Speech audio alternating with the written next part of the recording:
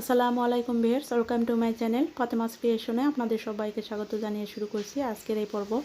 আজকের পর্বে আমি আপনাদের সাথে শেয়ার করছি কলার মোচা রান্নার রেসিপি। আর এই কলার মোচা কিন্তু গরম ভাতের সঙ্গে খেতে অসাধারণ লাগে। তো রেসিপিটি যদি আপনাদের কাছে ভালো লাগে তাহলে অবশ্যই একটা লাইক দিয়ে আমার সাথে থাকবেন।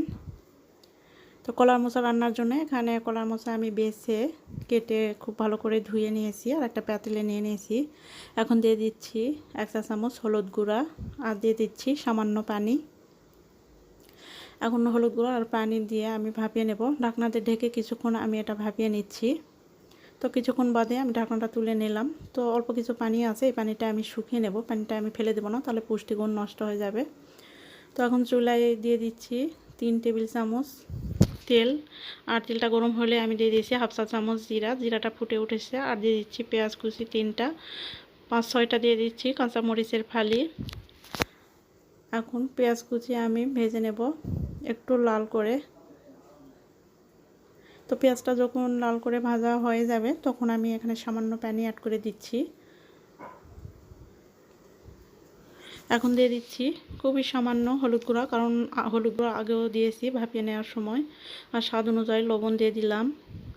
1/2 চা চামচ লাল মরিচের গুঁড়া দিয়ে দিলাম। 1 চা চামচ দিয়ে দিচ্ছি আদা রসুন বাটা একসঙ্গে বেটে নিয়েছিলাম।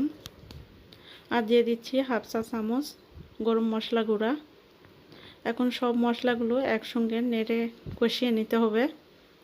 মশলার যে একটা কাঁচা গন্ধ থাকে সেই গন্ধটা যেন চলে যায় সেই পর্যন্ত আমি কষিয়ে নেব। তো কয়েক মিনিট কষিয়ে নিলে কিন্তু এই গন্ধটা আর থাকবে না। তো আমি সামান্য পানি দিয়ে মশলাটা কষিয়ে নিচ্ছি, তাহলে কিন্তু গন্ধটা খুব তাড়াতাড়ি চলে যাবে। তো মশলাটা যখন কষানো হয়ে গেছে, উপরে তেল উঠে এসেছে, ওই পর্যায়ে আমি এখন দিয়ে দিচ্ছি 2 টুকরা মাছ আমি ভেজে নিয়েছিলাম। মাছটা আমি কাটা বেছে নিয়েছি আর মাছও দিয়ে দিলাম। চাইলে কিন্তু এখানে চিংড়ি মাছ দিয়ে দিতে পারেন। চিংড়ি মাছ দিলে কিন্তু আরও বেশি মজা লাগবে এই মোচা রান্না। তো মাছ দিয়ে আমি আবারও মশলার সঙ্গে খুব ভালো করে নেড়ে কষিয়ে নিচ্ছি।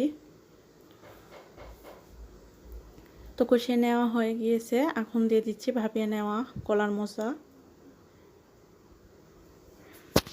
তো কলার মোচা দেওয়ার পরে একটু উল্টে পাল্টে মশলার সঙ্গে মিশিয়ে নিচ্ছি। এখন ঢাকনা দিয়ে ঢেকে আমি কয়েক মিনিট রান্না করব অল্প আঁচে। তো এখন ঢাকনাটা তুলে নিলাম কয়েক মিনিট পর। তারপর আবার এভাবে উল্টে পাল্টে আমি কিছুক্ষণ ভেজে নেব। খুব বেশি ভাজতে হবে না, 3-4 মিনিট ভাজলেই হয়ে যাবে। তো এভাবে একটু ছড়িয়ে দেব আর উল্টে পাল্টে রান্নাটা করে নেব এভাবেই। তো রান্নাটা কিন্তু কমপ্লিট হয়েছে, এখন আমি সার্ভ করে দেখিয়ে দিচ্ছি। তো এইভাবে কলার মোচা রান্না করলে বেশি মজা হয়, গরম ভাতের সঙ্গে খেতে কিন্তু অনেক বেশি ভালো লাগে। আবার চিংড়ি মাছ দিয়ে রান্না করলেও অনেক বেশি ভালো লাগে। তো আপনাদের কাছে আজকের এই রেসিপিটি কেমন লেগেছে অবশ্যই কমেন্টস করে জানাবেন। রেসিপিটি যদি ভালো লাগে লাইক কমেন্ট শেয়ার করে দেবেন বেশি বেশি করে। আর এইরকম নিত্য নতুন রেসিপি পেতে আমার চ্যানেলটিকে সাবস্ক্রাইব করে পাশে থাকা বেল আইকনটি প্রেস করে রাখবেন। আজকে এখানেই বিদায় নিচ্ছি। সুস্থ থাকবেন, ভালো থাকবেন। আল্লাহ হাফেজ।